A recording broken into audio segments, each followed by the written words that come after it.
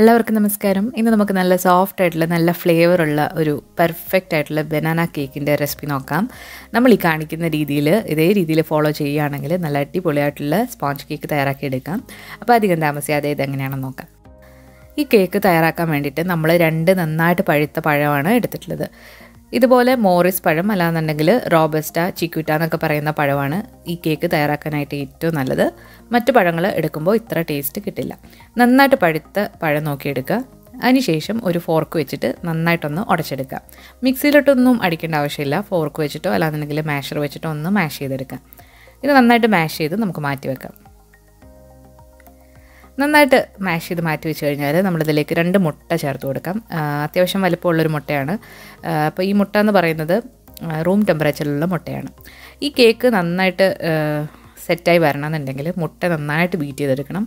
അതുപോലെ തന്നെ കേക്കിന് മുട്ടയുടെ ചുവ വരാതിരിക്കണം എന്നുണ്ടെങ്കിൽ ഈ മുട്ട നന്നായിട്ട് ബീറ്റ് ചെയ്തെടുത്താൽ മാത്രമേ അങ്ങനെ കിട്ടുകയുള്ളൂ. ഇപ്പോൾ നല്ല ക്രീമി ആയിട്ട് മുട്ട നമ്മൾ ബീറ്റ് ചെയ്തെടുത്തിട്ടുണ്ട്. മുട്ട നന്നായിട്ട് ബീറ്റായി വന്നിട്ടുണ്ട്. ഇനി നമുക്കിതിലേക്ക് പഞ്ചസാര ചേർത്ത് കൊടുക്കാം. നമ്മളിവിടെ 1 കപ്പ് മാവിൻ്റെ അളവിലാണ് പഞ്ചസാര എടുക്കുന്നത്. 1 കപ്പിന് 1/4 കപ്പാണ് ഞാനിവിടെ ചേർത്ത് കൊടുത്തിട്ടുള്ളത്. പഴത്തിന് നല്ല മധുരം ഉണ്ടാകും. അതുകൊണ്ട് 1/2 കപ്പ് മുതൽ 1/4 കപ്പ് വരെ ചേർക്കാം. ഇതിലേക്ക് നമ്മളിപ്പം ബനാന എസൻസ് ആണ് ചേർക്കുന്നത്. ബനാന എസൻസ് ചേർക്കുമ്പോൾ ഈ ഒരു കേക്കിൻ്റെ രുചി എന്ന് പറയുമ്പോൾ അടിപൊളിയായിട്ട് വരും. ബനാന എസൻസ് നിങ്ങളുടെ കയ്യിലില്ല എന്നുണ്ടെങ്കിൽ പകരം വാനില എസൻസ് ചേർത്ത് കൊടുത്താലും മതി. ഞാൻ ആദ്യം ഇവിടെ 1/2 ടീസ്പൂൺ ചേർത്ത് കൊടുത്തിട്ട് വീണ്ടും 1/2 ടീസ്പൂൺ കൂടി ചേർത്ത് കൊടുത്തു. മൊത്തത്തിൽ 1 ടീസ്പൂണാണ് വേണ്ടത്. വാനില എസൻസ് ആണെന്നുണ്ടെങ്കിലും 1 ടീസ്പൂൺ മതിയാകും. ഇതെല്ലാം കൂടി ചേർത്തിട്ട് ഒന്നുകൂടെ നന്നായിട്ട് ബീറ്റ് ചെയ്തെടുക്കാം. ആ ഒരു പഞ്ചസാര നന്നായിട്ട് അലിയുന്നവരെ ഇത് ബീറ്റ് ചെയ്തെടുക്കണം. ഇനി ഇതിലേക്ക് നമ്മൾ 4 ടേബിൾ സ്പൂൺ വെണ്ണ ഉരുക്കിയിട്ട് ചെറു ചൂടോടെ ഇതിലേക്ക് ഒഴിച്ചു കൊടുക്കാം. വെണ്ണ ഒഴിക്കുമ്പോഴാണ് ഈ ഒരു കേക്ക് നല്ല പെർഫെക്റ്റ് ആയിട്ടും അതുപോലെ അടിപൊളി ടേസ്റ്റിലും വരിക. വെണ്ണയ്ക്ക് പകരം നിങ്ങൾക്ക് വെജിറ്റബിൾ ഓയിലും ഒഴിക്കാവുന്നതാണ്. നന്നായിട്ട് ബീറ്റാക്കി എടുത്തിട്ടുണ്ട്. ഇനി നമ്മൾ നേരത്തെ മിക്സ് ചെയ്ത് വെച്ചിരിക്കുന്ന, അതായത് മാഷ് ചെയ്ത് വെച്ചിരിക്കുന്ന ഒരു പഴം ഇട്ട് കൊടുക്കാം.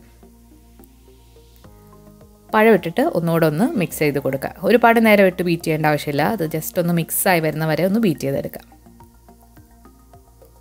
ഇപ്പോൾ നമ്മുടെ കേക്കിന് വേണ്ടിയിട്ടുള്ള വെറ്റായിട്ടുള്ള ഇൻഗ്രീഡിയൻസ് എല്ലാം നമ്മൾ മിക്സ് ചെയ്തെടുത്തിട്ടുണ്ട്. ഇനി നമുക്ക് ഡ്രൈ ആയിട്ടുള്ള ഇൻഗ്രീഡിയൻസ് ആണ് ഇതിലേക്ക് ചേർത്ത് കൊടുക്കാൻ പോകുന്നത്.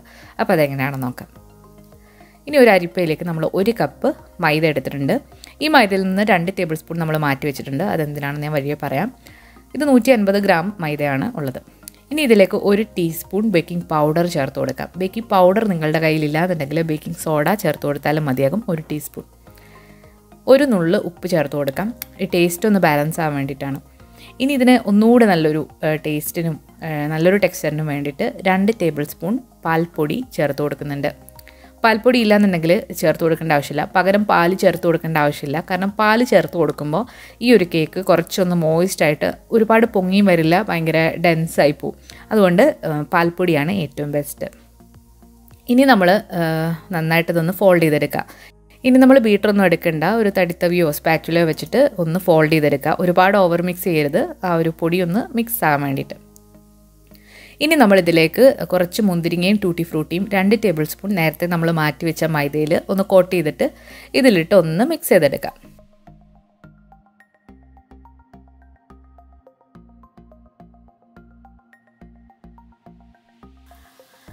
നമ്മൾ തയ്യാറാക്കി വെച്ചിരിക്കുന്ന ബാറ്റർ ഇനി ഒരു 8 ഇഞ്ചിൻ്റെ റൗണ്ട് ടിന്നിലേക്ക് നമുക്ക് ഒഴിച്ചു കൊടുക്കാം.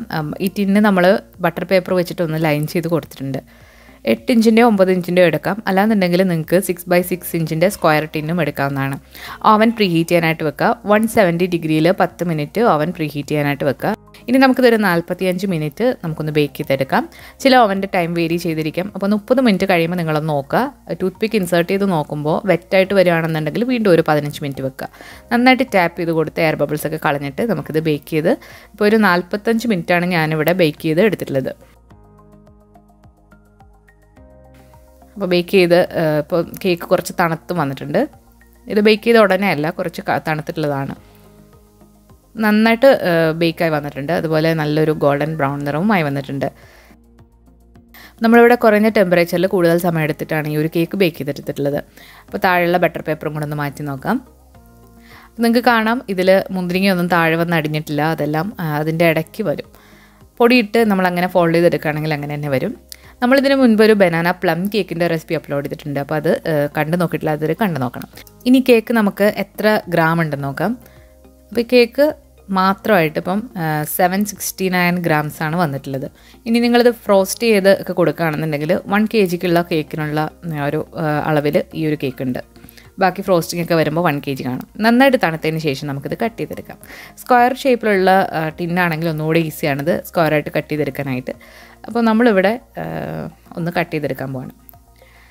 അപ്പോൾ നിങ്ങൾക്ക് കാണാം നല്ല സ്പോഞ്ചായിട്ട് ഈ ഒരു കേക്ക് വന്നിട്ടുണ്ട്. സാധാരണ നമ്മൾ ബനാന കേക്ക് തയ്യാറാക്കുമ്പം ഈ ഒരു ടെക്സ്ചറിൽ ആയിരിക്കില്ല വരുന്നത്. ഞാൻ ഒരുപാട് തവണ ട്രൈ ചെയ്ത് നോക്കിയിട്ടുള്ളതാണ്.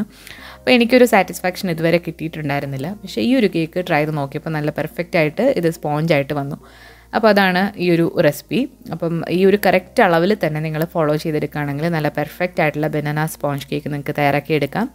അപ്പോൾ എല്ലാവരും ഈ രീതിയിൽ കേക്കൊന്ന് തയ്യാറാക്കി നോക്കണം. തീർച്ചയായിട്ടും നിങ്ങൾക്ക് ഇഷ്ടപ്പെടും. അതുപോലെ ഈ വീഡിയോ നിങ്ങൾക്ക് ഇഷ്ടമായിട്ടുണ്ടെങ്കിൽ തീർച്ചയായിട്ടും ലൈക്ക് ചെയ്യാനും ഷെയർ ചെയ്യാനും മറക്കരുത്. നിങ്ങൾ ട്രൈ ചെയ്യുന്ന ഫോട്ടോസ് നമ്മുടെ ഇൻസ്റ്റാഗ്രാം പേജിലേക്കോ ഫേസ്ബുക്ക് പേജിലേക്കോ സെൻഡ് ചെയ്ത് തരിക. അപ്പോൾ ഇൻസ്റ്റാഗ്രാമിൻ്റെയും ഫേസ്ബുക്കിൻ്റെയും ലിങ്ക് ഞാൻ ഡിസ്ക്രിപ്ഷൻ ബോക്സിലും അതുപോലെ കമൻറ്റിൽ പിൻ ചെയ്ത് വെക്കാം. ഇതുവരെ ഫോളോ ചെയ്യാത്തവരാണെങ്കിൽ തീർച്ചയായിട്ടും ഒന്ന് ഫോളോ ചെയ്യാനും കൂടി മറക്കരുത്. പുതിയ റെസിപ്പികളുമായിട്ട് നമുക്ക് വീണ്ടും കാണാം. താങ്ക്